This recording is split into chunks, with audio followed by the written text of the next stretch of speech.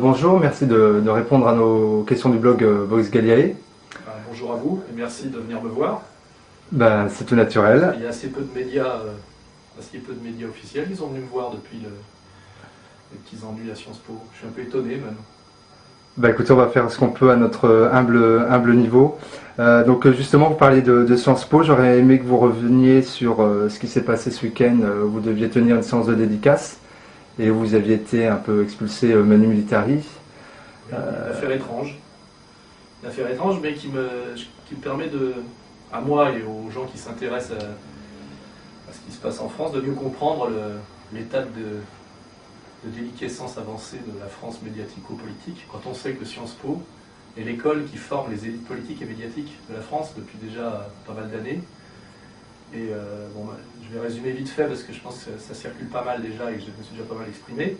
J'ai été invité à la journée de dédicace de Sciences Po, qui est le salon du livre de Sciences Po.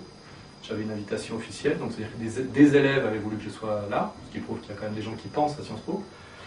Et des flics du politiquement correct ont dû se rendre compte au dernier moment que j'étais sur la liste, ce qui prouve qu'ils ne travaillent pas beaucoup parce qu'ils se sont rendus compte la veille. Alors, en plus, entre-temps, il y avait eu mon ralliement à Jean-Marie Le Pen. Je pense qu'il a peut-être un peu agacé.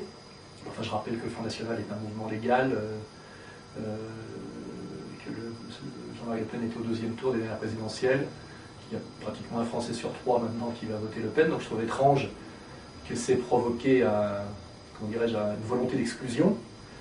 Donc je sais maintenant par des infos que quelqu'un, dont je ne dirai pas le nom, a poussé une gueulante pour que je sois viré.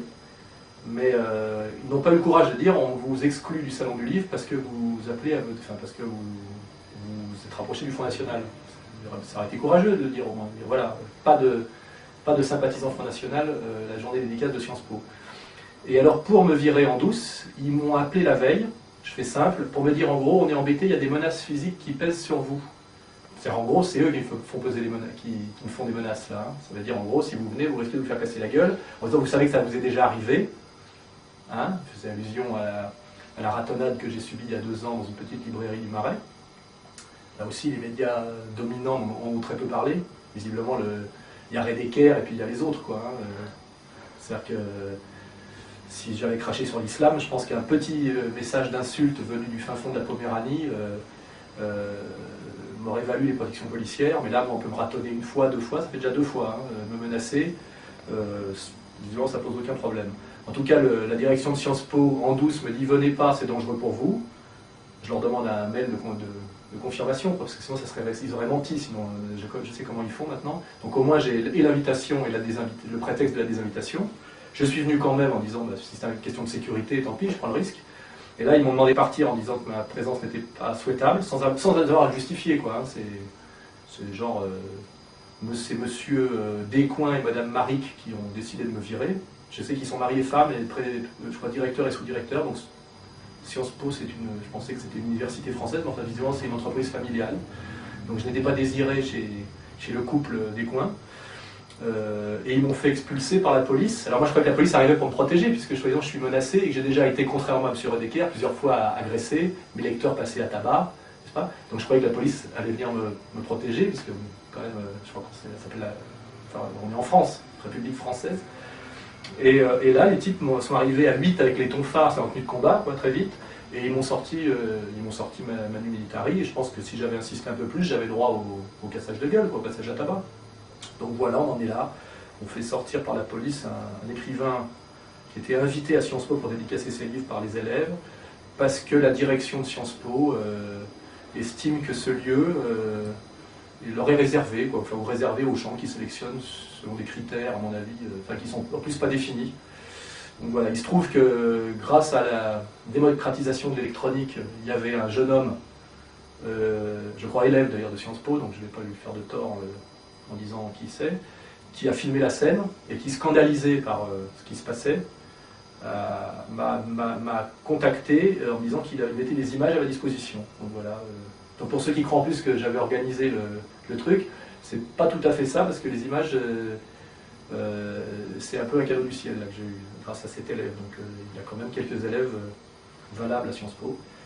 Et donc du coup ça a circulé partout. Mais M. Descoings étant visiblement pas très pas très performant, pas très performant pour quelqu'un qui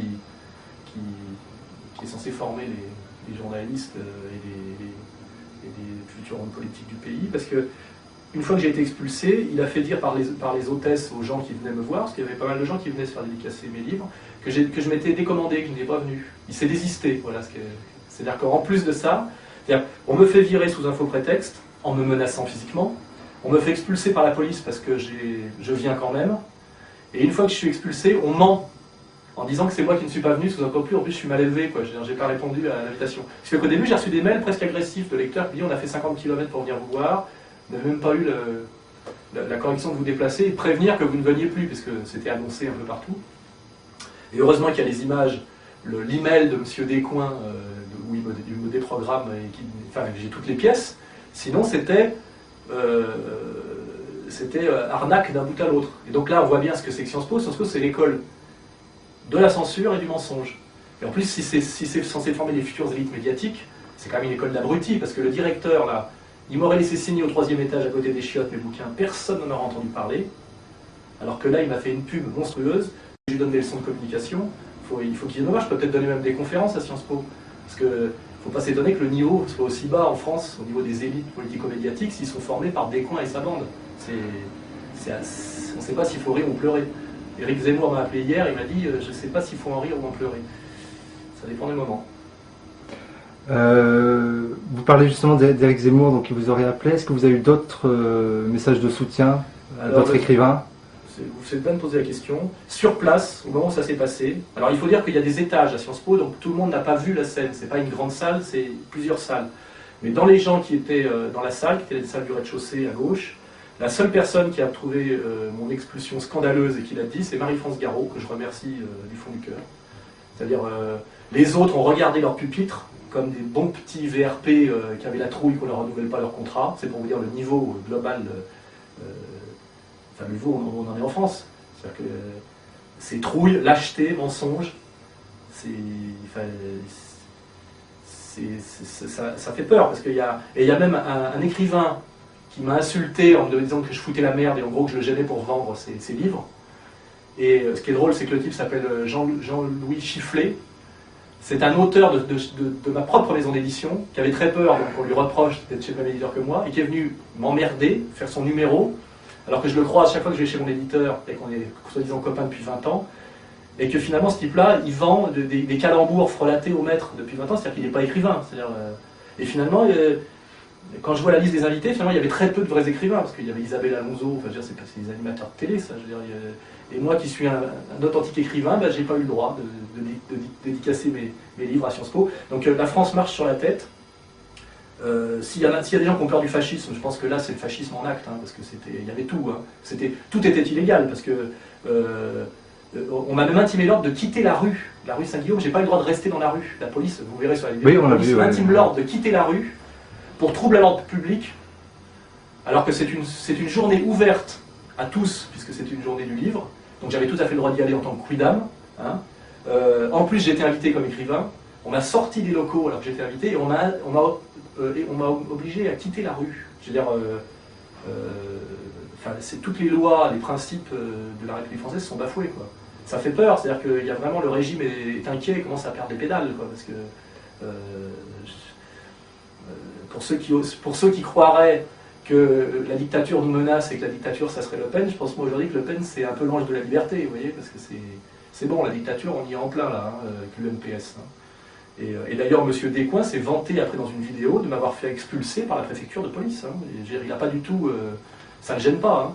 Et je sais il paraîtrait que, alors il faut vérifier parce que je me demande si c'est pas un canular tellement c'est énorme, qu'il y aurait une manif de soutien à M. Descoings organisée par des élèves de 3e année de Sciences Po, dont le thème est une manif pour la suppression de la liberté d'expression pour les gens comme moi, Tariq Ramadan, Jean-Marie Le Pen et même Arlette Laguillet. Voilà. Donc il y a un élève de 3e année qui ose organiser une manifestation de soutien à M. Descoings pour ce qui s'est passé, ce qu'ils appellent l'affaire Soral, et dont l'intitulé est « Pour la suppression de la liberté d'expression ». Bon, moi c'est clair. Hein. Oui, c'est clair, voilà, ouais, c'est clair. Sur internet, on peut voir aussi une réaction de René Raymond à votre expulsion. Ah oui, Qu'est-ce que vous en pensez? alors moi je veux dire, René Raymond n'était pas là, et en plus je me suis assis à sa table, parce que comme il n'était pas là, parce qu'en plus moi je suis allé m'asseoir à une table pour signer, à une place vide, on m'a dit vous prenez la place de quelqu'un, il n'était pas là, monsieur René Raymond, alors je me suis dit, quand il va être au courant de ce qui s'est passé, il va me soutenir. Et puis là j'ai vu qu'il a fait une petite vidéo, et monsieur René Raymond, que je respectais jusqu'à il n'y a pas longtemps, c'est-à-dire hier, a littéralement fait sous lui, là. C'est-à-dire qu'il aurait mieux fallu qu'il se taise, parce que je ne sais pas si vous avez écouté la vidéo, mais il dit tout et n'importe quoi, on voit qu'il botte en touche. Au début, il dit j'étais pas là, c'est une décision personnelle, sous-entendu que le directeur se démerde. Et puis après, enfin, je veux dire, même René Raymond, quoi, c'est-à-dire, bon, peut-être qu'il est vieux, il est gâteux, il n'était pas là, on lui a menti. Mais normalement, s'il y avait la seule chose à dire, c'est on n'expulse pas un écrivain qui est invité on ne fait pas expulser un écrivain qui est invité par les forces de police sous prétexte qu'il serait menacé, puisque c'est ça la version officielle, c'est on a fait expulser par la police un écrivain qui était invité parce qu'il est menacé par des groupuscules extrémistes et violents. Monsieur René Raymond, vous êtes une épave comme les autres, hein, moi je pensais qu'il y avait des coins qui devraient démissionner, mais je pense que monsieur Raymond devrait démissionner aussi, je veux dire. Ou alors c'est vraiment qu'on lui a menti, qu'il n'est pas au courant, puis qu'il n'a plus toutes ses facultés. Hein. Mais je suis très inquiet.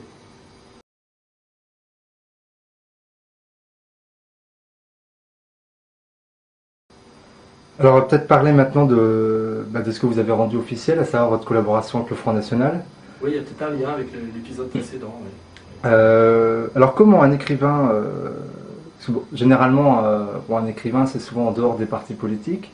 Est-ce que le fait que vous annonciez une collaboration avec le mouvement, avec ce mouvement politique, ça annonce peut-être un changement de mode d'action chez vous? Est-ce que vous allez arrêter l'écriture, passer au militantisme actif? Est-ce qu'on va bientôt voir Alain Soral militant, voire candidat aux élections sous l'étiquette Front National? Déjà, il y a plusieurs questions là. Hein. Premièrement, quand vous dites les écrivains ne font pas de politique, excusez-moi, là c'est un manque de culture historique. Vous parlez des écrivains depuis Baudelaire. Je parlais dans l'histoire dans le sens de se présenter aux élections, faire de la politique, dans un appareil politique. Question précise en termes justement de connaissance historique de ce que c'est que la figure de l'écrivain.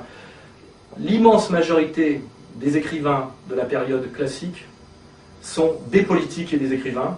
Ça commence avec les Grecs, ça passe par les Romains, ça passe par...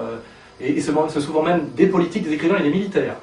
C'est depuis Baudelaire que l'écrivain est censé être un fils à sa maman Géniard, qui n'a même pas un pied dans la société civile, vous voyez. Donc, je ne sais pas si vous vous rappelez Chateaubriand, Stendhal, ça vous dit quelque chose ou pas? Ces gens-là sont parfois ministres, parfois diplomates. Et puis je vous sais que plus proche de nous, Romain Gary était quand même ambassadeur. Enfin, je veux dire, ce qui est très étonnant aujourd'hui, c'est que les écrivains pensent qu'ils ne doivent surtout pas faire de politique, et que ce sont deux catégories qui s'excluent. Et je pense que c'est la preuve d'une dégénérescence de la littérature qui ne fait plus du psychu, hein, c'est-à-dire de parler des petits problèmes intimes. Souvent d'ailleurs ça accompagne la féminisation de la littérature. Et puis aussi la trouille, c'est-à-dire qu'un écrivain aujourd'hui qui ferait de la politique, et de la politique sérieuse, c'est-à-dire de contestation, de résistance, comme a pu le faire d'ailleurs Jean Garnailly encore dans les années 80, hein, qui était dans cette ambivalence, ils savent qu'ils ne seront plus invités au Salon du Livre et qu'ils ne seront plus invités à la télé. C'est ce qui explique le niveau dramatique de médiocrité de la scène intellectuelle et littéraire française, hein, parce que c'est des abrutis pleurnichards dans le psychu complaisant, et puis des trouillards. Je veux dire, c'est le niveau zéro. Les rares mecs qui essayent encore d'être écrivains comme Nab en sont à distribuer des tracts dans la rue.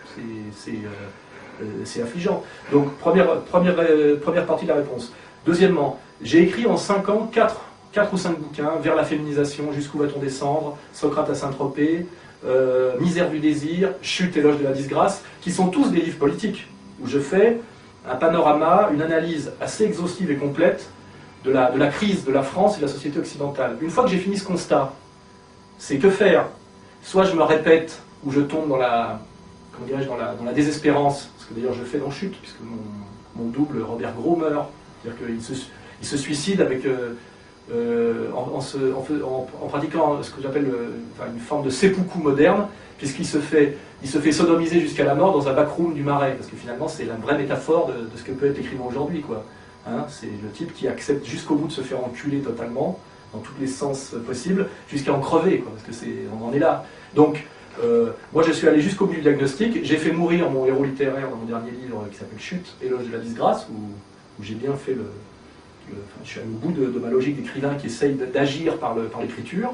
Et après, soit je quitte le pays et je peux faire peut-être prof de plongée sous-marine aux Caraïbes ou un truc comme ça, soit je m'exprime autrement et la période est éminemment politique en ce moment. Je veux dire, si je ne mettais pas un pied dans la politique aujourd'hui, ce serait uniquement par trouille de ce qui m'arrive en ce moment et de ce qui peut m'arriver, puisqu'on voit bien que la température monte et que visiblement l'appareil d'État, l'État policier n'a pas envie que je puisse débattre, n'a pas envie de... On n'en est plus à l'anathème maintenant, c'est-à-dire qu'avant on m'invitait dans le rôle du méchant, bon, malgré tous les coups bas, j'arrivais à peu près à dire 2-3 choses cohérentes, c'est-à-dire qu'aujourd'hui c'est Giordano Bruno, quoi, hein. On vous brûle avec ou Robespierre, on lui casse la mâchoire pour qu'il ne puisse pas parler en montant à l'échafaud, quoi. Je veux dire, c'est ce climat-là. Bon, si on veut aller un peu loin et être un peu lyrique. Hein. Et donc, moi, voyant le climat actuel et voyant la vitesse à laquelle ça s'accélère et voyant les enjeux et les perspectives, il m'a paru absolument évident que je devais m'engager un peu plus en politique. Et j'ai fait le tour de la question et je me suis dit, le seul type qui peut essayer un peu de rompre avec le système, et dont on est sûr qu'il fait pas partie du système, parce que ça fait 30 ans que le système l'insulte, le diffame, le bafoue, c'est Jean-Marie Le Pen, et mon rapprochement avec Le Pen se fait à plusieurs niveaux, mais déjà je suis un résistant qui rejoint la résistance. Vous rentrez vraiment dans la logique d'un front commun, peu importe d'où on vient, mais on tend vers un but... Je suis un écrivain engagé, comme dans les années... En 1936, il y avait des écrivains qui s'engageaient du côté des républicains espagnols contre le fascisme, hein, n'est-ce pas, soi-disant. Et ben c'est exactement la même démarche. Aujourd'hui, je m'engage du côté de Jean-Marie Le Pen contre le fascisme. Mais simplement, il faut donner la définition. On n'a pas visiblement tous la même définition du fascisme, puisqu'il y a des gens aujourd'hui qui pensent que lutter contre le fascisme, c'est abolir la liberté d'expression. Donc moi, effectivement, je suis pour la liberté d'expression, car je crois que sur le terrain de la confrontation intellectuelle, en se servant de cet outil universel et éminemment démocratique qui s'appelle le logos, hein, c'est-à-dire la logique aristotélicienne, hein, la constitution de possibilité même du dialogue démocratique. Il faut qu'on soit d'accord, il faut qu'on joue au même sport. Hein, et je crois que sur ce terrain-là, ils ne peuvent pas gagner. Ce n'est que mensonge, manipulation et menace. C'est-à-dire on m'a étouffé quand j'ai commencé à faire des choses sérieuses, c'est-à-dire on ne vous invite plus. Hein, on m'a diffamé, on m'a manipulé, on voit bien un complément d'enquête, où des journalistes en mission me font parler 2 heures dans un café avec une caméra qui soi-disant alors qu'on prépare un sujet pour monter 40 secondes avec un commentaire, qui derrière, dans le but derrière de me mettre en danger de mort, que 3 jours après je suis agressé par un commando de 35 types venus me faire la peau, hein, 35 personnes avec des battes de baseball, des marteaux, etc. C'était pour que mon cerveau fonctionne moins bien après. Hein. Donc le régime en est là, hein, c'est-à-dire on vous fait comprendre que vous serez chassé de la sphère mondaine, on ne vous invite plus, on vous diffame, on vous manipule, et à la fin on vous menace de mort et on vous casse la gueule. Et la dernière fois j'avais la totale. Finalement Sciences Po m'a permis de faire un petit court-métrage qui résume à peu près ce parcours de quelques années et qui le révèle. Beaucoup de gens ont découvert ce qui se passait quant à moi et quant au climat en voyant ça parce qu'ils n'en croyaient pas leurs yeux. Ce qui fait que mon ralliement au Front National, qui était arrivé le lundi, c'est-à-dire la même semaine, ce spot que m'a offert M. Descoings, je le remercie, explique pour beaucoup de gens mon ralliement au Front National et beaucoup de gens de gauche, des jeunes et des gens de gauche qui disent on comprend mieux pourquoi. Voilà. Justement, vous définissez généralement comme un national républicain. Qu'est-ce que ça veut dire pour un Soral national républicain? Eh ben, ça veut dire républicain, c'est-à-dire que je suis pour la République, je ne suis pas pour la monarchie, je ne suis pas pour un État totalitaire, je suis donc un authentique démocrate, mais pas de la démocratie de marché, pas de la démocratie totalitaire de marché qu'avait déjà identifié un type comme Pasolini dès les années 70, hein, c'est-à-dire la société de consommation lobotomique et totalitaire. Je suis donc pour retourner aux fondamentaux de la République. Et je fais ce constat dialectique que pour que la République française fonctionne à nouveau, il faut qu'elle échappe à l'internationalisme et au mondialisme, c'est-à-dire à ce que Maastricht et la Constitution européenne a essayé de faire pour achever de la détruire. Donc je suis anti-internationaliste pour répondre aux trotskistes et anti-mondialiste pour répondre aux ultralibéraux, qui eux travaillent la main dans la main, hein, les mondialistes et les altermondialistes. Ils chochotent sur la possibilité d'une taxe Tobin, qui d'ailleurs, ils y ont renoncé en même temps qu'ils la prononçaient. Moi je suis pour les frontières aujourd'hui, parce que les frontières protègent les peuples et les petites gens, et puis nous protègent aussi du merchandising généralisé et du nivellement de la réduction de toutes les cultures à la consommation de masse planétaire, parce que moi ce qui me fait très peur aujourd'hui, c'est que quand je vais à São Paulo, je me retrouve devant un supermarché Carrefour, et j'ai fait des milliers de kilomètres pour voir les mêmes choses, très laides d'ailleurs, que je vois quand je suis au Pays Basque ou en banlieue parisienne. Donc je pense aujourd'hui que les notions de frontières et d'enracinement sont des notions progressistes à nouveau, même si elles ont pu être réactionnaires à une autre époque, à l'époque des conflits des nations. Et les gens qui pensent encore que les nations sont dangereuses ont simplement beaucoup de coups de retard. On le voit bien chez les trotskistes, chez les gauchistes, qui sont vraiment très en retard. C'est vraiment les ringards de la politique. Peut-être qu'ils sont de bonne foi, mais ils sont surtout très cons. C'est qu'aujourd'hui, il n'y a pas de menace de guerre. C'est-à-dire qu'on ne vote pas Le Pen parce qu'on veut, redéclarer la guerre à l'Allemagne et envahir la Pologne. Hein. Je n'ai pas vocation de terminer mort de mourir de froid sur le front d'Ukraine. Hein. On vote Le Pen parce que la France, comme beaucoup de nations aujourd'hui, se sont menacées de guerre civile et d'implosion. C'est-à-dire que le problème, c'est plus le combat entre les nations, c'est les nations qui s'écroulent. On le voit en Irak, on l'a vu en Yougoslavie. Donc moi je suis nationaliste parce que j'ai peur de la balkanisation. Et je pense qu'il y a des gens qui travaillent à la balkanisation parce qu'ils savent que l'héritage national républicain protège encore un peu les peuples de cette déliquescence et sont les derniers acquis progressistes que le mondialisme marchand ou l'internationalisme néo-trotskiste naïf ou stupide ou collabo sont en train de détruire. Hein. Voilà, donc je suis national-républicain parce que je reste progressiste. Et qu'est-ce que vous allez répondre à ceux qui disent, quelque part, défendre la République, c'est défendre le régime par lequel on en est arrivé à cette situation, à savoir la République, c'est le régime de certains lobbies. Ceux qui diront ça sont des gens de la vraie droite extrême, alors ce seraient les monarchistes, etc. D'abord, je ne rejette pas ce dialogue.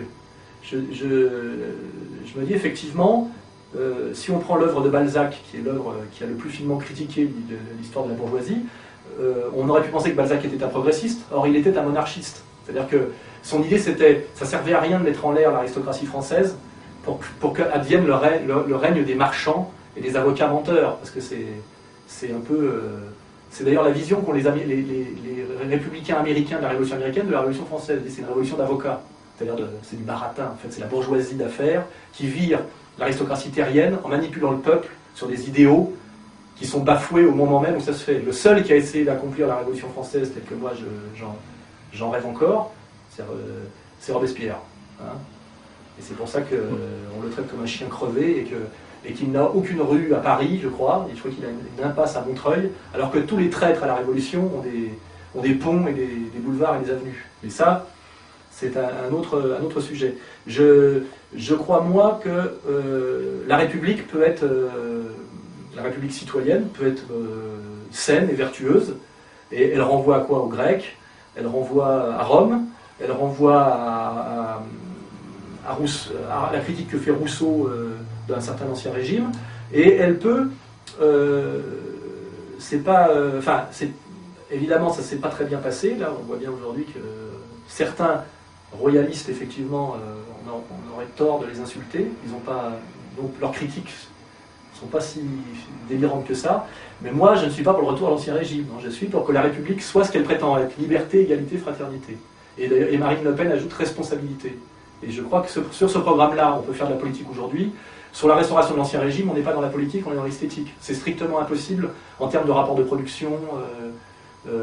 C'est là où je suis marxiste. C'est-à-dire que pour que l'ancien régime revienne, il faut que, comment dirais-je, le pouvoir de la terre reprenne l'avantage sur le pouvoir de l'argent. Or, ça ne se décrète pas, ça. Là, c'est le matérialisme historique qui impose ces lois.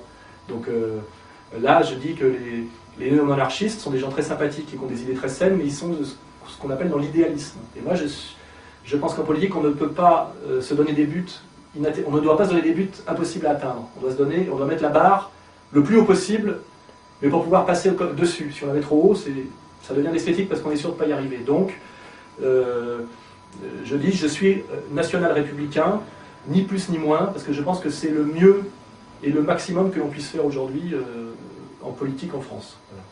Mais est-ce que rêver justement à une république qui maintient ses idéaux, c'est pas non plus une posture idyllique et...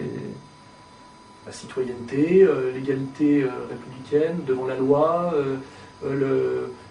la conception que le plein emploi et le vrai respect du citoyen, et que c'est un vecteur, c'est même le vecteur de la moralité, parce que je veux dire, on voit bien en banlieue, l'assistanat crée de la perversité. Enfin, je veux dire, je ne crois pas que c'est une posture, je crois que c'est la République est quand même je dirais que c'est une idée très aristocratique, la République, hein, quand on lit celle de Platon. Hein. Mais évidemment, si c'est comment dirais-je, la social-démocratie de marché dans laquelle on est, alors là, c'est oui, la République, ou la République en deux mots. Là, effectivement, je préfère encore les monarchistes à ça, il n'y a pas de problème. Mais moi, je suis un réaliste.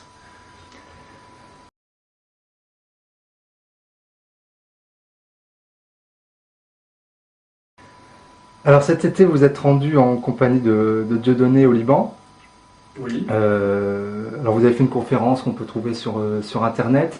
Peut-être rapidement résumer quels étaient les objectifs de ce voyage. Je vais vous le dire honnêtement, moi, comment dirais-je, le directeur de campagne, parce qu'à l'époque Dieudonné était encore en campagne, il n'avait pas renoncé à se présenter, m'a dit on cherche des volontaires pour nous accompagner au Liban pour faire un groupe d'intellectuels français qui va au Liban après la destruction du Liban par l'armée israélienne. C'est encore un autre sujet dont on pourrait parler, mais enfin c'est ce qui s'est passé objectivement. Et je ne me sentais pas, comment dirais-je, la lâcheté de dire non, surtout qu'ils ne trouvaient pas beaucoup de volontaires. Alors j'ai dit oui, j'ai dit écoutez, en plus le voyage m'était offert, j'ai dit écoutez, je viens, ok. Quand on est un intellectuel, un écrivain, on ne refuse pas le voyage, on ne refuse pas d'aller sur un théâtre d'opération, on ne refuse pas d'aller voir par soi-même. Et d'ailleurs, je trouve étrange que des gens aient osé me le reprocher dans les médias dominants. Vous avez osé aller au Liban. C'est-à-dire qu'aujourd'hui, un journaliste ne doit pas aller au Liban, il doit juste répertorier ce qu'en dit, je sais pas, l'AFP, je sais pas, enfin, voilà. On avait évidemment très peur que des gens aillent sur place voir ce qui s'était passé. Et donc j'ai accompagné, effectivement, Dieudonné au Liban, et j'ai vu ce qui s'était passé, et j'ai rencontré des gens, voilà. Et comme vous remarquez, après il y a eu la conférence de presse, je m'y suis rendu, parce qu'il aurait été quand même très malhonnête de ne pas aller à la conférence de presse alors que j'avais bénéficié du voyage, mais en vérité je n'avais pas envie de communiquer là-dessus, parce que je pense qu'il fallait du recul, ça m'a instruit, on a rencontré des gens, le général Aoun, on a rencontré Hugo Chavez à Damas, on a rencontré le même député du Hezbollah qui a rencontré d'ailleurs Ségolène Royal la semaine dernière, donc j'avais toujours un peu d'avance sur la candidate du parti de gauche officiel. On a vu, on a parlé, voilà, on s'est fait une idée de la situation. Et puis c'est tout, j'ai pas écrit un texte, j'ai pas trop communiqué là-dessus, mais ça m'a une fois de plus été reproché, quoi. On n'a pas le droit aujourd'hui d'aller, je crois au Moyen-Orient, on n'a pas le droit d'y aller, ou si on y va, il faut avoir l'imprimatur d'un certain gang, peut-être, je sais pas, peut-être que j'avais été élève à Sciences Po, on aurait été plus confiance, ça se serait peut-être mieux passé, je sais pas. Alors, en tout cas, voilà, j'y suis allé, j'ai vu, et je garde ça pour moi, et je pense que ça me servira pour un bouquin plus tard, ou un truc comme ça, mais c'est pas...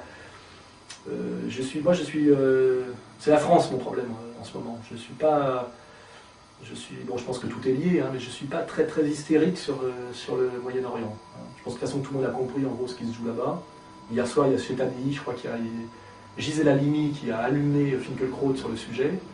Donc à la limite, il n'y a plus grand-chose à faire. Les choses, tout le monde sait, quoi. Je veux dire, c'est juste la trouille et la dictature des réseaux qui fait que la vérité ne sort pas dans les médias grand public, mais au niveau de la conscience des honnêtes gens en France, tout le monde a compris en gros ce qui se jouait, hein. Que ce soit en Irak, en Palestine, au Liban, quoi. Lors de ce voyage, vous étiez aussi en compagnie de Thierry Messant. Est-ce qu'il faut y voir une petite collusion entre Alain Soral et le réseau Voltaire? Aucune. D'ailleurs, vous remarquerez que le réseau Voltaire, quand j'ai été agressé, parce que j'ai été agressé en rentrant du Liban, oui. 15 jours après mon retour du Liban, j'ai été agressé dans la rue par un petit commando qui m'a jeté de l'acide au visage.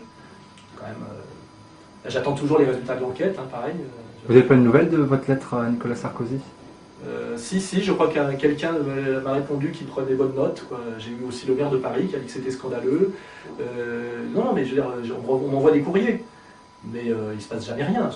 J'imagine que si c'était M. Redeker qui était allé dans la même région, voir ce qui s'y passe, peut-être pour en tirer des conclusions différentes, qu'il était rentré, qu'il s'était fait agresser par un petit commando qui lui avait jeté un produit qui brûle le visage, et je crois que là on aurait eu les manifs, les pétitions, Et moi, rien. Je veux dire, le 2 poids 2 mesures systématique. Pour revenir à Messan, je l'ai découvert en y allant. Je savais qu'il venait, donc j'ai pas refusé de venir sous prétexte qu'il venait, parce que c'est pas mon genre. Je veux dire, et j'ai découvert un personnage étrange et très intéressant, très structuré, très intelligent, pas du tout un dingue. Et j'ai découvert que ce type est tout l'opposé de moi, puisque je crois que c'est un des cofondateurs d'ACT UP. Il est membre du Parti radical socialiste ou quelque chose comme ça, Ouais. franc-maçon, et je crois d'origine juive, et homosexuel revendiqué. Et c'était marrant de voir moi, Dieudonné, Messan dans le même bateau, quoi. Je veux dire, c'est ça, à la limite, c'est ça la France. Hein, et on a fait que s'engueuler pendant tout le voyage, en rigolant d'ailleurs. Il a un personnage vraiment charmant, et puis, aucune violence en lui, aucune agressivité, aucun délire. Enfin, j'ai trouvé le type parfaitement respectable, quoi. Après, je dis, la relation s'est pas prolongée au-delà du voyage. J'ai pas fait appel à lui même là pour mon histoire de Sciences Po. Si vous allez sur Réseau Voltaire, qui est un site très bien fait, ils sont vraiment sur la politique internationale. Hein. Je les ai jamais sollicités comme relais. On ne communique pas spécialement, mais je ne regrette pas du tout d'avoir rencontré Thierry Messan. Je suis toujours très content de rencontrer des gens. J'ai rencontré plusieurs fois M. Goldnadel dans un autre domaine, qui est je ne sais pas si je veux lui faire du tourisme, mais qui est un ami que je trouve très intéressant et très respectable aussi dans sa catégorie. Moi, je suis pour que tous les gens qui incarnent quelque chose et qui pour moi ont une valeur humaine et une dignité, c'est-à-dire au moins de franchise, presque une dimension un peu chevaleresque, se parlent. Je veux dire, vous voyez ce qui s'est passé à Sciences Po, c'est pas mes valeurs, ça. On ne fait virer personne par la police. Je dis bien personne. Hein. Et on discute. Et souvent, en plus, la discussion est passionnante. Je pense qu'il n'y a pas plus ennuyeux qu'une discussion d'étudiants de Sciences Po. C'est le niveau zéro. D'ailleurs, dans le temps, je l'avais écrit dans mes bouquins, Sciences Po était une école de jeunes filles pour devenir attachées de presse. C'est une grande école depuis les années 80. Hein. C'est une supercherie. C'était l'école où on mettait les filles de bonne famille en attendant de leur trouver un mari longtemps. C'était considéré comme une naze. Donc quand on voulait exister intellectuellement, on faisait normal suite. Hein. Moi je suis de cette génération-là. Donc déjà, de voir qu'il n'y a plus que des gens qui ont fait Sciences Po dans l'appareil d'État et chez les dirigeants des médias, ça explique mieux la déliquescence de notre République. Alors justement, ce voyage au Liban pose, donc en compagnie de Dieudonné, Thierry Messan, pose beaucoup de problèmes à certains intellectuels, on va dire, qui comprennent pas forcément les liens les uns entre les autres. Par exemple, Jean-Yves Camus. Et pour lui, la seule explication de ce voyage, c'est de voir un nouveau complot, ce serait un complot judéo-américain qui remplacerait le vieux complot judéo-maçonnique. Alors, est-ce que Alain Soral est un agent du complot judéo-américain, anti-judéo, ouais, voilà, qui croirait... Je vais rigoler doucement. Monsieur Camus, visiblement, n'est pas un intellectuel, c'est un militant. C'est-à-dire que c'est un type qui se bat il fait partie d'un réseau, il combat. Donc il ne pense pas. Moi, je vais dire un truc. La première critique qu'on peut faire à un antisémite, c'est de croire à la théorie du complot. Vous savez, le protocole des sages de Sion. Donc la théorie du complot, ça n'existe pas. Et là, en ce moment, il y a des gens qui veulent nous faire, par exemple, qu'il y aura un complot islamiste. Il y a un monsieur Trépanier, par ailleurs sympathique, sur une radio canadienne, qui croit que en fait, les musulmans tiennent la France et qui tiennent à la fois Chirac, Le Pen, etc. Donc, moi, je ne crois à aucune théorie du complot. Ni celle des barbus, ni celle des juifs, ni celle des francs-maçons. Il n'y a pas de complot. Ça n'existe pas. Donc, il n'y a pas de complot judéo-maçonnique. Et puis ça, c'est des termes qui remontent aux années 30. C'est pour toujours, c'est la réduction ad litterum. Vous voyez, toujours. Hein, c'est toujours les mêmes procédés. Je ne sais pas combien de temps. Ils sont tout seuls maintenant dans cette logique-là. C'est-à-dire qu'ils se disqualifient de plus en plus. Ils n'ont pas d'autres arguments parce qu'ils n'ont pas d'arguments. Alors moi, ce que je crois par contre, c'est qu'il y a des réseaux et des forces et des rapports de force. Et il y a effectivement, on va dire, un axe du bien qui est essentiellement un axe américano-sioniste. Et ça, c'est objectif. On le voit très bien. On voit le lien entre le régime de Bush et l'État d'Israël, ce soutien, avec le relais d'ailleurs de l'Angleterre. On voit bien que c'est un axe qui existe, qui s'oppose à d'autres coalitions. On voit bien que Chavez essaye de fédérer des pays non alignés dans une espèce de stratégie gaullienne des pays du Sud. On voit que la France est déchirée parce qu'elle a une tradition au niveau du Quai d'Orsay de politique équilibrée, des amitiés très fortes avec l'État sioniste et en même temps une tradition de lien avec les pays arabes qui qui est son intérêt objectif en termes économiques, diplomatiques et politiques.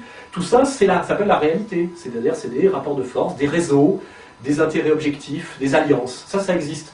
Et je crois aujourd'hui, effectivement, qu'il y a un axe américano-sioniste très puissant, qui est en guerre réelle, militaire, économique et idéologique contre des pôles de résistance, hein, alors qui peuvent être évidemment les islamistes, hein, mais aussi les pays de tradition non alignée comme la France, incarnée par on va dire Hubert Védrine ou Emmanuel Todd, et je m'inscris effectivement dans cette tradition-là, cette tradition gaulienne. Et puis il y a la stratégie d'Amérique latine, Cuba, Chavez, Venezuela. Et ce que je vois aujourd'hui, c'est comme au bon vieux temps de la CIA. L'autre jour, on nous a montré que la CIA avait payé les artistes américains dans les années 60 pour lutter contre la peinture réaliste. C'est-à-dire qu'on voit qu'il y a de l'argent des agences américaines dans des domaines qu'on ne soupçonne pas. Alors aujourd'hui, c'est avoué, mais c'est vous dire à l'époque quand on exposait à tout va les peintres américains de la tendance abstraite après-guerre, c'était une stratégie ça faisait partie d'une stratégie politique américaine financée par la CIA, on m'aurait pris pour un dingue. Et moi, ce que je veux dire, c'est que ce monsieur Camus et ces gens qui matraquent toujours ce discours qui consiste à qualifier et disqualifier les gens comme moi qui sont dans une tradition strictement française et gaulienne de non-alignement sur ce qu'on appelle l'Empire, hein, c'est-à-dire cet axe américano-sioniste très fort, auquel résiste aussi M. Poutine, j'avais oublié, hein, et qui sans doute d'ailleurs a peut-être des alliances tactiques avec les Iraniens, c'est possible, il faut être dans le sérieux. Mais quand ces gens-là matraquent, terrorisent avec un discours qui est la réduction ad Hitlerum, c'est-à-dire qu'on devrait toujours, vous voyez, à un moment donné, c'est vous êtes un collaborateur, enfin, il y a 60 ans, ça y est, vous voulez envahir la Pologne, quoi. Hein. Je veux dire, ce monsieur Camus, qui croit à ce qu'il écrit? Je veux dire, même pas lui-même. Mais ce qui est malheureux, c'est qu'il fanatise des gamins de 20 ans et qui sont à l'âge où on aime l'action physique, et que ces gens-là, dans leur posture de soi-disant intellectuels, manipulent des gamins qu'on envoie agresser physiquement des gens comme moi, vous voyez, en disant en fait, ce qui me motiverait, ça serait la lutte contre le complot judéo-maçonnique ou américano-maçonnique. Non, ce qui me motive, c'est de défendre une tradition française d'indépendance, une tradition d'intelligence critique, et je pense que ce monsieur Camus ne fait pas honneur à cette tradition-là, c'est tout. Et que ce n'est pas un intellectuel, c'est un agent de propagande qui mène un combat pour des pays étrangers, pas seulement pas pour la France, et qui d'ailleurs me diffame systématiquement, sans jamais me proposer le dialogue. Hein. Moi, je serais tout à fait d'accord pour qu'il y ait des dialogues et qu'on confronte nos arguments, mais c'est pas comme ça que ça marche. Et ça conduit à je veux dire, c'est la cerise sur le gâteau, à mon expulsion de Sciences Po par la police. Hein. Voilà, donc je crois avoir répondu à votre question.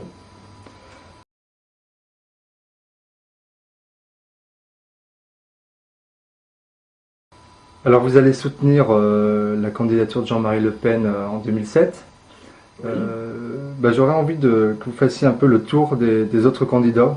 Pourquoi soutenir Le Pen et pas les autres en commençant peut-être... Oui. Oui. Non, c'est pas linéaire. Il y a le bloc UMPS. Oui. C'est-à-dire les deux gros partis, des deux grosses multinationales de la politique française, c'est-à-dire les sociodémocrates libéraux et les libéraux sociodémocrates, qui sont pratiquement les mêmes, hein, c'est la même distance qu'il y a de Libération au Figaro, il faut être très fort pour avoir une différence de ligne économico-politique, qui sont les deux partis du oui à la Constitution européenne contre la volonté des Français, et qui continuent à faire comme si les Français ne leur avaient pas dit non. C'est-à-dire qu'on voit bien que c'est le même camp au niveau des fondamentaux sérieux économico-politiques, hein, qui essaie d'ailleurs d'annuler le premier tour. Hein.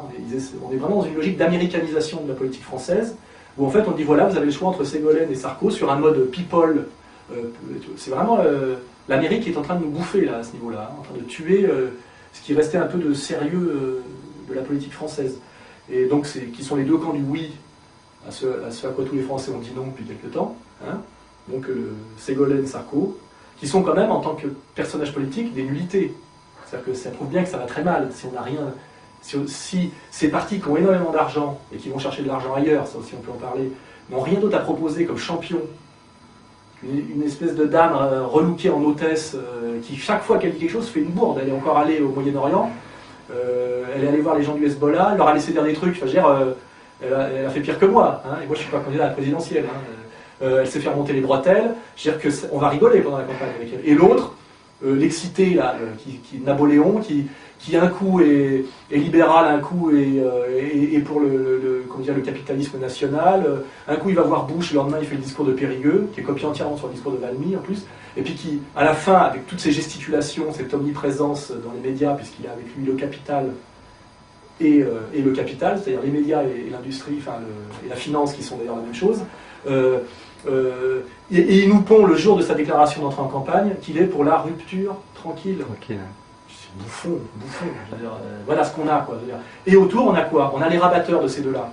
On a Besancenot à gauche qui s'occupe du bac à sable des gauchistes en disant attention, hein, moi le PS, je retiens la dragée haute, et puis au deuxième tour il appellera le TPS, donc c'est les rabatteurs, les barons, tu sais, c'est déralisé. Puis de l'autre côté, on a Villiers qui est le Besancenot de l'UMP, qui dit, qui fait son matamor. La France, machin, avec des trucs délirants sur envoyer l'armée en banlieue, les barbus, enfin c'est le discours de Trépanier, hein, les barbus sont sur le point de prendre le pouvoir, et qui rabattra pour Sarkozy. D'ailleurs là, Sarkozy a dû se rendre compte que les 2 points qu'il faisait, parce qu'il fait 2 points avec son discours délirant, il ne les prenait même pas à Le Pen, mais à Sarkozy, donc ils sont en train de lui demander de... À mon avis, il ne sera pas candidat à Villiers, hein, parce que l'UMP n'en veut même plus, quoi, je veux dire, parce que c'est comme rabatteur, il rabat pas en fait, il rabat mal, quoi, voilà. Donc, et puis le reste, c'est quoi? Je veux dire, Chevènement, qui pour se faire pardonner d'avoir été le pont qui a fait passer les gens comme moi du PC à Le Pen, parce que moi c'est par Chevènement que je suis passé, c'est lui qui a réhabilité les idées nationales républicaines. Pour se faire pardonner cette faute qui est tout en son honneur, il essaye de se présenter là en disant j'espère que Le Pen aura pas ses signatures et il faut que les électeurs de Le Pen votent pour moi. Pourquoi? Pour que je rabatte les voix au PS, pour que surtout que les nationaux républicains authentiques soient trahis une nouvelle fois. Donc les Français ne sont pas si cons, il fait 1% dans les sondages. C'est-à-dire qu'il y a cette énorme machine totalitaire, l'UMPS, l'une financée d'ailleurs par les républicains américains et l'autre par les démocrates américains, pour ceux qui veulent se renseigner. Il y a beaucoup d'argent qui vient d'Amérique dans ces 2 campagnes, et en fait il y a Sarkozy le champion des républicains, et Ségolène Royal la championne des démocrates. Hein. Il y a beaucoup d'argent américain sur Ségolène, du milieu démocrate clintonien. Si vous voulez chercher sur internet, on trouve tout ça. Hein. Donc ça aussi, c'est assez intéressant. Voilà. Et puis les rabatteurs inexistants, qui peuvent être plus ou moins sympathiques, je sais pas, Arlette Ladiguier, c'est sympa, mais bon, c'est la glaciation de l'analyse marxiste de la fin du 19e siècle. Travailleurs, patrons, enfin, je veux dire, le capitalisme, ça s'étudie.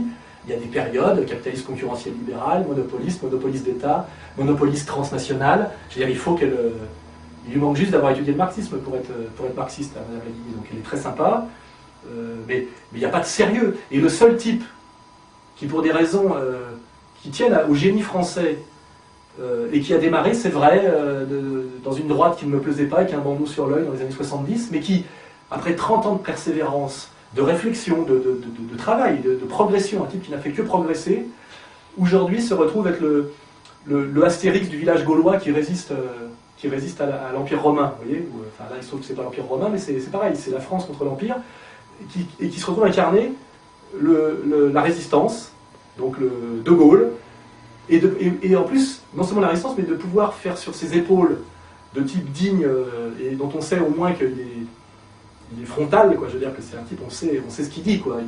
Tout est dans la vitrine, il n'y a rien de caché derrière, peut accomplir la réconciliation des Français, exactement comme De Gaulle a réussi à réconcilier contre l'ennemi commun qui voulait détruire la France, le CNR, le Comité national de la résistance, où des communistes et on va dire même des gens, des maurassiens, puisqu'il vient de la droite maurassienne, De Gaulle, se réconcilient pour chasser les Allemands. Vous voyez. Et moi je me dis, et c'est une analyse, je me dis, ce personnage qui s'appelle Jean-Marie Le Pen est aujourd'hui le seul qui s'oppose au système, qui résiste au système, dont on est sûr qu'il est indépendant du système, parce qu'il n'a jamais croqué, et puis qu'avec ce qu'ils lui ont mis pendant 30 ans sur la gueule d'injures, de diffamation, etc., je ne vois pas comment il pourrait à mon avis, c'est un incorruptible, je ne le vois pas se vendre à 78 ans, alors qu'on sait très bien qu'il est de Villiers. Je veux dire, quand j'entends parfois des gens de la droite me dire tu ne crois pas que de Villiers... Il fait le tapin, je veux dire, c'est clair. Quoi, je veux dire, donc, je dis, ce type-là est indépendant. En plus, il y a Marine qui est arrivée et qui a apporté un souffle nouveau, parce que ça bouge à l'intérieur, et où on voit vraiment qu'aujourd'hui, ce Front National évolue à gauche et a compris que son avenir était à gauche. Justement, est-ce que ça, c'est pas de nature à brouiller les cartes, à brouiller, On n'est pas là pour... on n'est pas... à on joue pas aux cartes. brouiller les grilles de lecture? Mais on s'en fout des grilles de lecture. Ce qui compte, c'est la réalité. L'avenir du Front National est à gauche, au sens où c'est un parti populaire qui défend les intérêts du peuple, des entrepreneurs, des petits patrons, des artisans, des commerçants, des salariés français, contre ce qui est en train de détruire la France, qui est le capitalisme financier mondialiste, dont l'Europe est aujourd'hui le cheval de Troie et le relais. On n'est plus dans une Europe puissance, on est dans une Europe qui est et qui essaie de détruire tout ce qui pouvait protéger les nations européennes pour que l'OMC puisse régner absolument sur tout ce glacis occidental, et pour que nous servions d'ailleurs, nous, Europe, de zone tampon dans l'affrontement entre la Chine et l'Amérique, pour que nous prenions les coups à la place des Américains, pour prolonger, on va dire, la suprématie du dollar de quelques années par notre désindustrialisation, si on veut aller très très loin dans les analyses. Je pense qu'en plus on est sacrifié dans ce projet de l'Empire. Hein. C'est-à-dire que nous sommes les tirailleurs sénégalais de l'Empire, et le destin que nous réservent les États-Unis, c'est plutôt le destin de l'Argentine, vous voyez, si on continue comme ça, hein, c'est-à-dire l'écroulement des classes moyennes.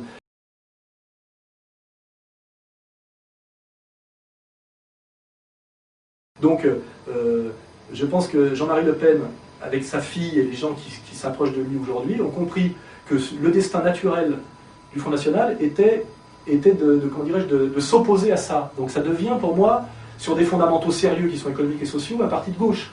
C'est pas de la gauche droite lomiste. Hein, et je crois qu'il faut à un moment donné oublier toutes ces idées de gauche, de droite. C'est le mouvement qui fait la bonne analyse, qui fait le bon diagnostic, qui a le bon projet. Si on voit aujourd'hui le projet du Front National qui est en train de s'élaborer sur le plan économique, social, est un très bon projet et tout le monde le reconnaît. Et c'est pour ça d'ailleurs que les gens vous disent Le Pen est un ultralibéral. Ils font exprès de relire le programme d'il y a 20 ans. Hein. Sur Le Pen, on dit simplement, il aurait été collabo en 40, alors que le type est né en 28. Je veux dire, c'est que des procès d'intention dégueulasses. Et que son père, je crois, a été tué par une mine allemande. Donc il est pupille de la nation et première victime des Allemands, dans sa chair, dans sa famille. Il a été pour l'Algérie française, bah oui. Il a défendu finalement l'idée d'un empire trois couleurs, qui est quand même l'ancêtre de la France Black Blandeur, excusez-moi. C'est que si c'est Le Pen qui avait gagné et pas De Gaulle, les Maghrébins qui tiennent aujourd'hui les bars, les cités en s'emmerdant, seraient français depuis la fin des années 50, dans leur pays d'origine, s'ils le veulent, et en vivant dans les mêmes conditions de confort que nous. Je pense que quelque part, la vision qu'avait Le Pen de l'Algérie était peut-être d'abord plus généreuse et beaucoup moins raciste que celle de Gaulle, qui a dit non à l'Algérie française parce qu'il fallait donner la nationalité française aux musulmans d'Algérie, ce qui était obligatoire, et que c'est pourquoi De Gaulle a préféré faire sécession et se rabattre sur une petite France croupion parce qu'il avait peur de colomber les deux mosquées. Hein, c'est-à-dire, il ne voulait pas d'une France de 100 millions d'habitants avec 30 millions de musulmans. Eh ben, je ne suis pas sûr finalement que l'engagement de Jean-Marie Le Pen à l'époque était le moins généreux et le plus raciste par rapport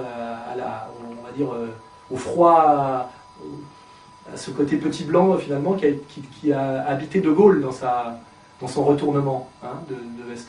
Et on voit bien qu'aujourd'hui, finalement, si on est intelligent et qu'on fait l'analyse, les gens des banlieues, s'ils comprennent finalement tout ça, se disent finalement, est-ce que l'engagement de Le Pen de l'époque ne jouerait pas plutôt en sa faveur pour une réconciliation aujourd'hui? Vous voyez, ça preuve que lui, ça ne lui faisait pas peur.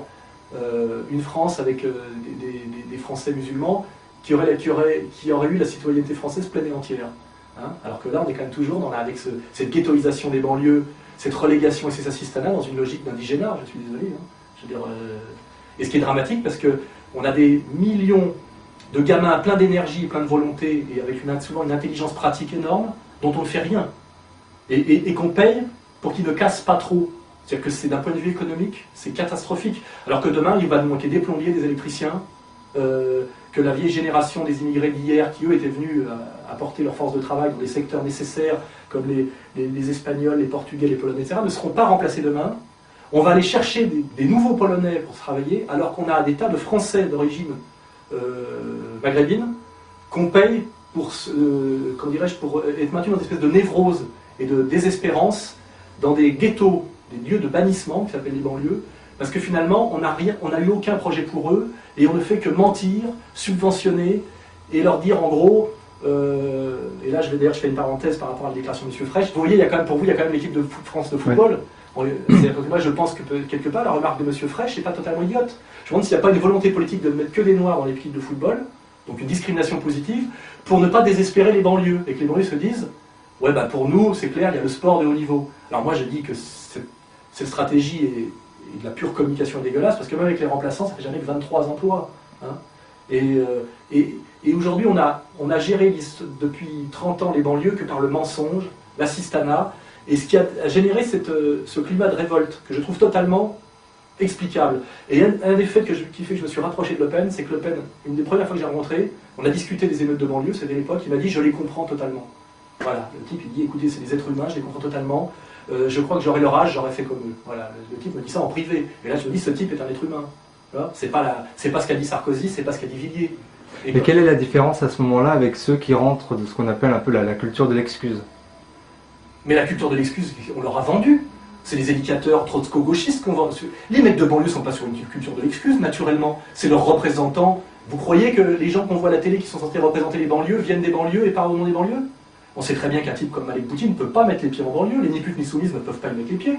Je veux dire, on n'a jamais donné la parole aux vrais mecs des banlieues. On sait très bien, quand on lit l'histoire de la marche des beurs, qu'elle ne touche pas à mon pote, que les vraies personnes qui avaient cette démarche qui était très saine, ont été entièrement manipulées, bouffées, virées pour mettre des pantins à leur place. Manipulées, on sait par qui, notamment le PS et le réseau de Julien Drey. Et comment dirais-je, cette idéologie de l'excuse et puis de la repentance, pour nous, hein, toujours, elle ne vient pas d'eux. Eux, ils sont plutôt dans une tradition patriarcale d'honneur et de fierté, de rapport frontal. Et je peux vous le dire, on l'a bien vu au moment des manifs du CPE, hein, quand ils vont... Parce que ça aussi, ça m'a fait marrer, de voir que ces petits bourgeois bobos qui pensaient que les banlieues étaient avec eux, les mecs ont bien vu, ce qu'ils appellent les bolos, les bourgeois lopettes, qu'il y avait, en fait, il y a une vraie lutte des classes entre les deux. Ouais, le CPE, c'est de banlieue. Ouais. Hein, et ça prouve bien, comment dirais-je, le dysfonctionnement, l'absurdité, les mensonges de toute la gogoche, droit de l'homiste. C'est-à-dire que le problème de la gogoche droit de l'homiste, ce sont des bourgeois qui prétendent parler au nom des gens de banlieue et pour leur bien, et les gens de banlieue leur disent, non seulement on ne veut pas vous parler pour nous, mais en plus vous nous faites du mal depuis 30 ans, laissez-nous dialoguer en direct avec M. Le Pen, s'il vous plaît, arrêtez de faire l'intermédiaire, arrêtez de diaboliser tout le monde, et Le Pen, et Soral aujourd'hui, et Dieudonné hier. Finalement, on peut se parler, nous, parce qu'on est des vrais bonhommes. On veut bien parler à Le Pen, parce que lui, il est devant nous, et au moins, ça peut être un dialogue franc. Vous, ça fait des années que vous passez par derrière pour faire des choses que la moralité réprouve. Hein. Et ça, c'est ça ce qui est en train de progresser dans les banlieues. Et c'est ça dont le système ne veut pas. Cette possibilité de réconciliation sur la citoyenneté française, sur le travail partagé, parce que le travail, hein, arrêter l'assistanat. Et avec des fondamentaux très simples. Effectivement, la France, tu l'aimes ou tu la quittes, j'ai rien contre. Mais moi, je comprends que ces gens-là n'aiment pas cette France-là, parce que la France, c'est pas la mienne, c'est la France de ceux qui m'ont fait virer de Sciences Po. Je l'aime pas plus qu'eux. Hein. C'est-à-dire que si la République se respectait elle-même, on pourrait la faire respecter par les gens de banlieue. Mais cette République n'est pas la République qui est écrite sur le frontispice de nos écoles. C'est pas la République liberté, égalité, fraternité. C'est un truc qui a été vidé entièrement de l'intérieur, de sa substance, pour devenir une immense arnaque, un immense mensonge dégoûtant, et que ces gens-là la rejettent d'instinct. Je dis que c'est plutôt sain, et que si on leur représente à nouveau un vrai projet républicain sain et sérieux, un contrat donnant-donnant, je pense qu'ils auront très envie de devenir français, des républicains, des citoyens. C'est ça mon analyse. S'ils sont comme ils sont aujourd'hui, c'est pas parce que c'est des mauvais citoyens, c'est parce que justement, ils ne sont pas assez, quelque part, je dirais, sociologiquement, socialement, culturellement dégénérés pour se soumettre à cet ignoble système auquel se soumettent avec un grand bonheur les bobos et les étudiants de Sciences Po. Hein. Donc je pense qu'il y a beaucoup de forces saines dans les banlieues. Voilà. Et ailleurs, hein, mais c'est mon analyse, je vous demande d'y réfléchir un peu, vous qui n'étiez pas sur ces bases-là au départ. Bon, on y réfléchira. Je vous remercie beaucoup d'avoir répondu à nos questions. Et je précise que moi, comment dirais-je, ce que j'anime à l'intérieur du Front National, pas du Front National, mais du groupe qui est autour de Jean-Marie Le Pen, qui s'appelle Égalité et Réconciliation, c'est une main tendue à tout le monde, à tous ceux qui veulent mettre la citoyenneté au-dessus des communautés et qui veulent c'est un truc comment dire, de réconciliation de toutes les communautés. C'est pas, il faut bien m'entendre, hein. C'est pas, je ne suis pas là, moi, contrairement à d'autres, pour importer le conflit de civilisation en France. Dès lors que j'ai compris que Euro-Palestine, c'était ça le but, j'ai quitté ce mouvement avec une déclaration très claire qu'on peut trouver sur mon site à l'époque. On n'est pas là pour importer le conflit du Moyen-Orient dans les banlieues parisiennes ou en France. On est là pour échapper à cette tentative ou à cette fatalité comment dirais-je, d'affrontement communautaire et d'explosion. Et les deux fondamentaux contre lesquels on doit lutter aujourd'hui pour sauver la France, c'est le communautarisme et l'ultralibéralisme mondialisé. Ce sont les deux forces qui détruisent la France. C'est le sujet de tous mes livres depuis 2002. Donc je suis dans une logique, une continuité, il n'y a pas de virage à 180 degrés. C'est mon engagement aux côtés de Jean-Marie Le Pen aujourd'hui, la continuation logique de mon travail. Et j'espère que tout le monde entend bien ce que je dis. Hein. C'est la réconciliation de toutes les communautés sur les fondamentaux républicains et citoyens. Voilà. C'est surtout pas l'importation en France du conflit de civilisation et des stratégies communauté contre communauté. Parce que ça ne mènera à rien. J'en suis absolument persuadé. Et donc c'est la main tendue à absolument tout le monde. Quand je dis tout le monde, c'est sans exclusive. Et j'espère d'ailleurs demain, comment dirais-je, montrer que je mets toujours mes actes en rapport avec ma pensée. Hein. Je ferai ce travail pour que sur la photo, à un moment donné, il y a des gens de toutes les communautés. Voilà. Parce que je pense que la réconciliation est possible, qu'il y a l'immense majorité de ce qu'on appelle les communautés sont des gens bien et qui sont des Français absolument au-dessus de tout soupçon, et qu'il y a une petite minorité de crétins et de salopards de part et d'autre, de partout, qui essayent de foutre la merde, parce que peu de gens, mais des gens malheureusement influents, ont envie que la France se casse la gueule, ne veulent pas renoncer à certains conforts, à certains privilèges économiques, idéologiques, et que de se cramponner comme ça à leurs privilèges, c'est ce qui fait que la France se casse la gueule. Parce qu'on a à la tête de la France des gens qui ne savent pas conduire, qui ne veulent pas lâcher le volant, alors qu'on va droit vers le précipice et il va falloir oser jouer un peu du volant. Et ça revient à mon expulsion de Sciences Po. Hein. Si on comprend bien, c'est ça. Voilà pourquoi on m'a viré. Ceux qui m'ont viré, ce sont ceux qui ne veulent pas que la France se réconcilie. Voilà, j'en ai fini. Merci à vous. Merci.